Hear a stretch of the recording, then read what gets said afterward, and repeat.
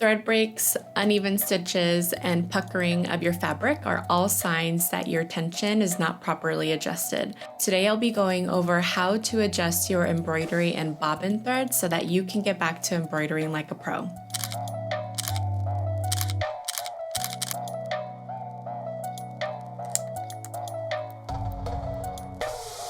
Hi everyone, welcome back to the channel where I do my best to make machine embroidery easy and fun. And today's topic, tension, is one of those things that can make machine embroidery super frustrating. As a beginner in machine embroidery, I've been there. I've spent several hours, days trying to understand thread tension and how to troubleshoot my machine.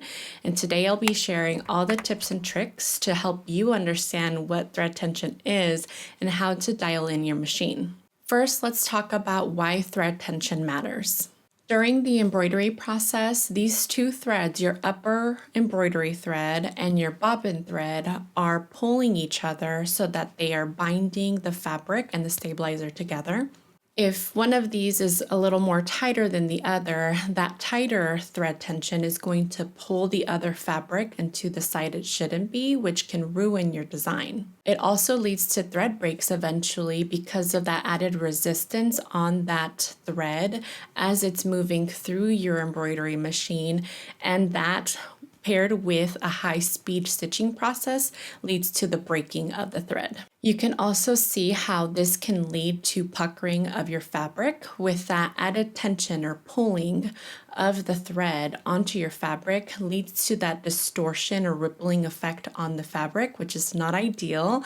We want that final product to lay evenly and nicely on your fabric. So essentially the goal is to find a balance between both of these threads so that they are evenly pulling on each other, leading to beautiful embroidered designs. So the question now is, how do we make that happen? If you found this information helpful already, please take a second to subscribe if you aren't already to the channel so that you continue getting these tips and tricks along your embroidery journey. Before we even get to the machine, there's 5 things that we need to take care of. The first one is stabilizer. Stabilizers play a big role in how your stitches turn out. If you're not using the correct stabilizer for the project and the fabric that you're using, it's not going to help your thread tension. So just take a second to make sure you're using the correct one, as each stabilizer serves a different purpose and is ideal for different fabrics. The second one is your embroidery thread. Each embroidery thread is a different material, which will come with different tension standards. So take a look at the thread that you'll be using and reference the tension recommendations from the supplier. Although I will say those recommendations are simply just that, recommendations and guides to get started. I found, and I'll talk about this a little bit later, that I had to move outside of those recommendations to get my tension right. All right, the third tip is, as you're adjusting your embroidery tension, you need to make sure you're doing it on fabric that matches the fabric that you're essentially going to be using. And I found that using 2 sheets of stabilizer work best with the crewnecks that I'm using. And so that's what I'm doing here, using 2 sheets of stabilizer with the fabric that best matches those crewnecks. So please don't skip this step. Give that a try and see if that works for you. Number 4 is maintenance. Make sure you are cleaning your hook cover and bobbin case frequently. You can use a brush and an air duster to clean out any debris, any dust that can build up in the hook cover and the bobbin case. You want to make sure to at least clean out your bobbin case in between each new thread that you insert, and just understanding that the dust and the debris can interfere with thread tension. So make sure you don't skip this step. And number 5 is making sure that you are correctly winding your bobbin thread in your bobbin case. When done correctly, you should feel some tension as you're pulling the bobbin thread. These MagnaGlide bobbin threads that I use have a magnet, making them super easy to insert while also maintaining a consistent tension. Now that these factors are taken care of, we can move to the machine and start adjusting our tension. And rule number 1 in my book is always starting with adjustments on your bobbin thread. Bobbin thread is the foundation to all of your needles. So if you have a multi-needle machine, any adjustments that you make to the bobbin thread will apply to all of them. So we'll start there, and if we're still seeing discrepancies in different needles, that's where we would start making adjustments to the upper thread. So again, rule of thumb is starting with adjusting your bobbin thread tension first. I'm going to show you how you can use this tension gauge to adjust the tension of your bobbin case. Later, I'll be showing you how you can also use this for your upper thread tension. This tool has been a game changer, and it has really helped me understand the tension and the changes that I make to the tension as I'm dialing in my machine.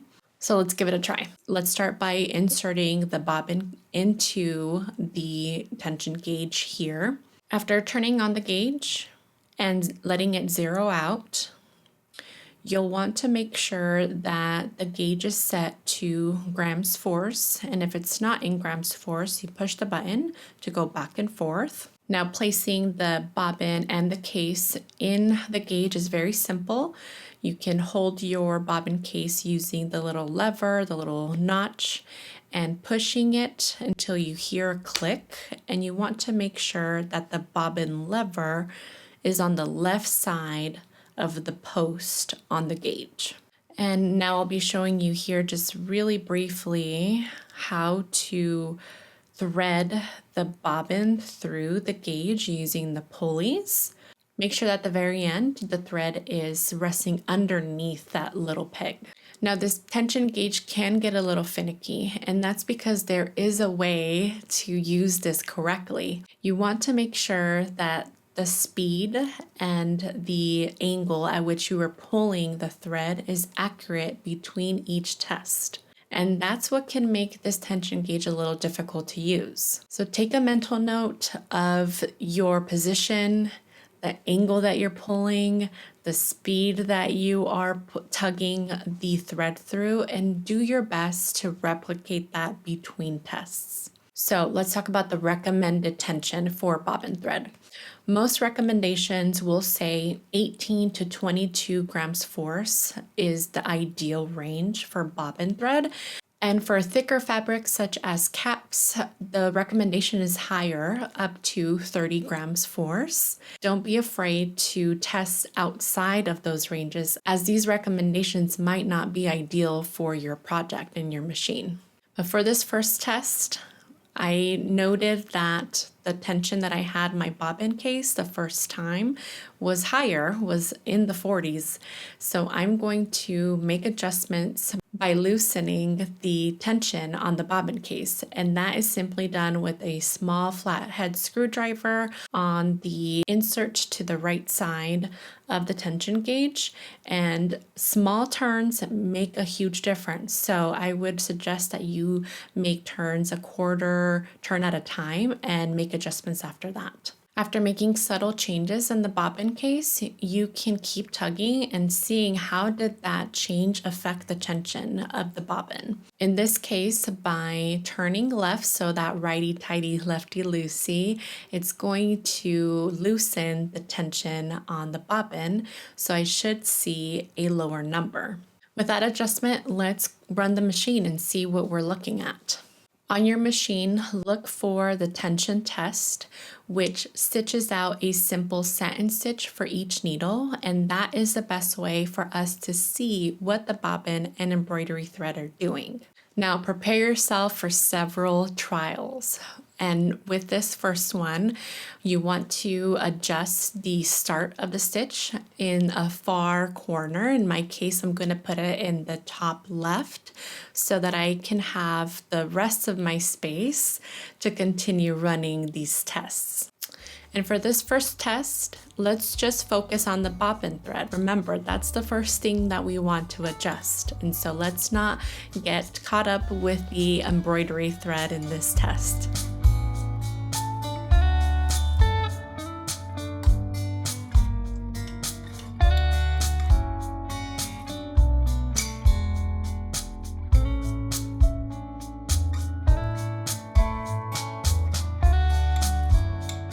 So let's inspect the underside of this first test. And what we're going to look for is an even distribution of the bobbin and the embroidery thread. You want to look at each stitch and essentially divide it into thirds. 1/3 of the stitch should be the embroidery, the middle should be 1/3 of the bobbin thread, and the other third on the right side should be the embroidery thread. So we need to ask ourselves if most of the stitches look the same. And all these stitches do look the same. And what I'm seeing is a lot of bobbin thread that's coming through. And what I'll need to do to adjust is tighten the bobbin thread so that I can pull more of the color through the stitch. I've put together a simple chart that has helped me adjust my upper thread and bobbin thread tension. And this guide has really given me a peace of mind knowing that I know how to interpret what I'm seeing. The top 2 quadrants will be your bobbin thread adjustment. We're going to tighten to get more color, and the color meaning the embroidery thread. Or we're going to loosen if we need less color, less of that embroidery thread to come through. And then your lower 2 quadrants will be for your upper thread adjustments. We're going to tighten for less color, less embroidery thread, or loosen to get more color, more embroidery thread. So I tested this guide. Instead of tightening my bobbin thread, I loosened it to 15 grams force, and it was correct. Those 4 stitches on the second round did give me less embroidery thread by loosening it. So here I'm adjusting and increasing to 26 grams force on the 5th stitch. And that's exactly what I'm looking for. I'm looking for more embroidery thread by tightening that bobbin thread on that 5th stitch, going from 15 to 26 grams force, and that initial test was at 21, so we're on the right path.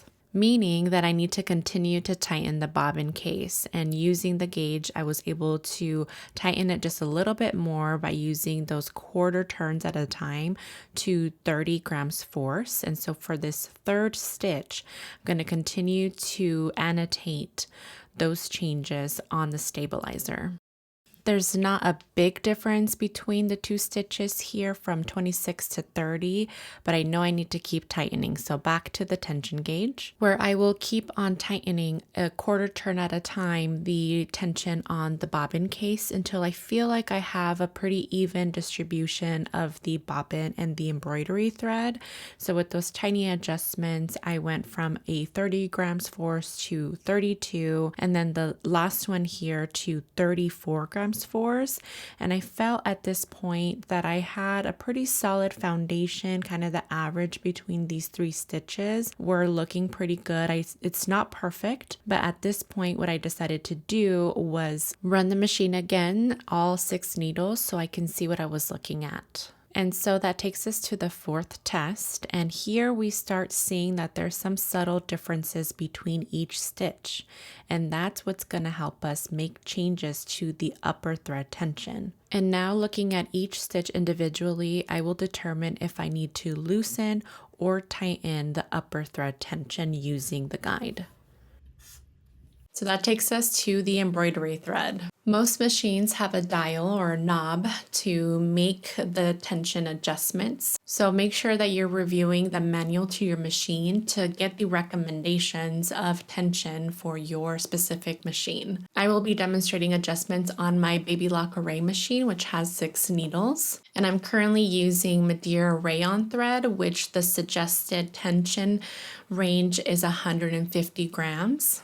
Remember that each thread has different tension recommendations, so I'll share just some guidelines that I've come across for those thread types, but remember that it's okay for you to adjust outside of those ranges. And here's where the tension gauge comes back into play.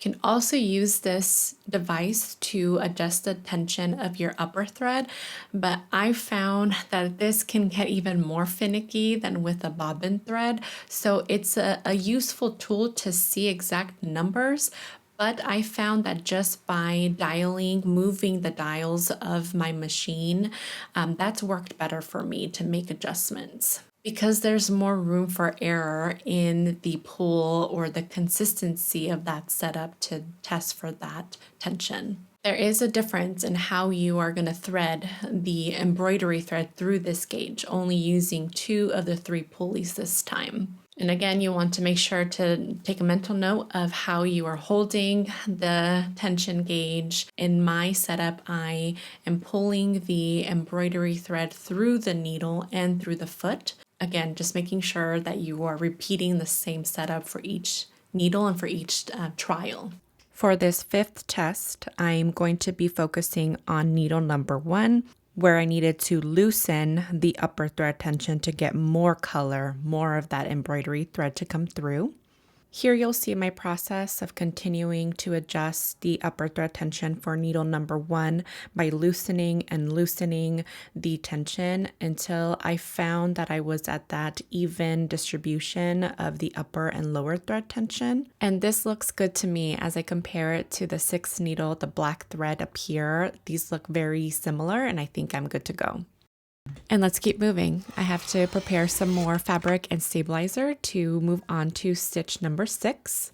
And it was at this point that I ditched the tension gauge and instead was making half turns on the dial. So here I'm indicating a minus to loosen a half a turn or a plus to tighten half a turn on the dials. And remember, by loosening your upper thread tension, you are going to get more embroidery, more color in that stitch. And that's exactly what I'm working towards here as I continue to loosen. And this is what my needles are looking like after 9 adjustments. I feel like the tension is perfectly adjusted at this point, and so that means that I have one final test to run my embroidery machine. And that real test will be to run my embroidery machine, one of my designs, onto this crew neck. Long ago, I made a mistake on this crew neck and I've used it as a way to test different designs. So I'll run the machine and show you the entire stitch process to see if the design stitches out properly and if I get any thread breaks or any issues with tension.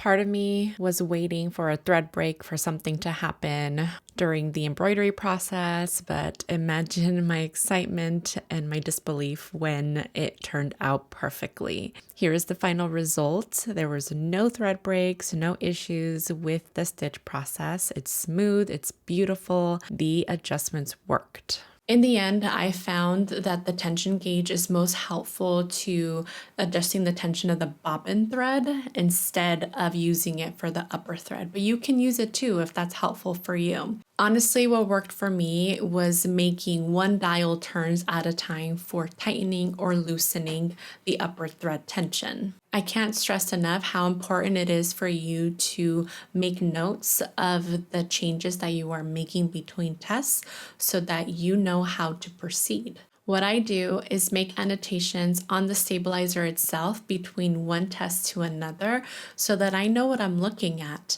Did the tightening or the loosening of the dial do what I wanted it to do? And that helped me make adjustments along the way. For me, in dialing in my machine this time around, it took me 9 attempts to get there. And I feel like there were points where it was good enough, but I wanted to keep dialing in a little bit more to get it perfect. And I think that's one of the issues with adjusting the machine is wanting it to be perfect. Because if that's the case, you could essentially spend a whole day making adjustments and trying to dial in your machine. So sometimes good enough is good enough. Key takeaways with all of this is the importance for you to give yourself enough time to run your machine multiple times. Like you've seen in this test, it took me 9 attempts to get where I wanted it to be.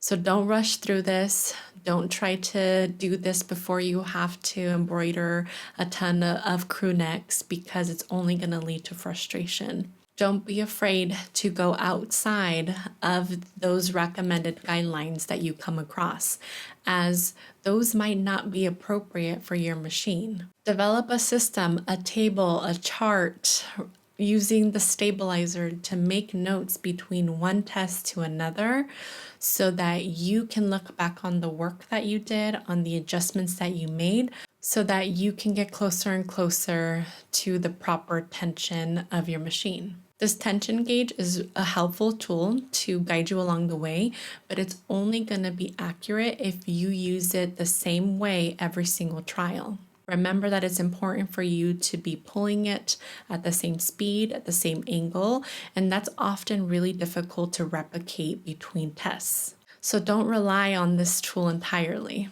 And if it doesn't work for you, it's okay not to use it. And don't forget to start with your bobbin thread first. And there you have it, the ultimate guide to dialing in your machine for perfect tension.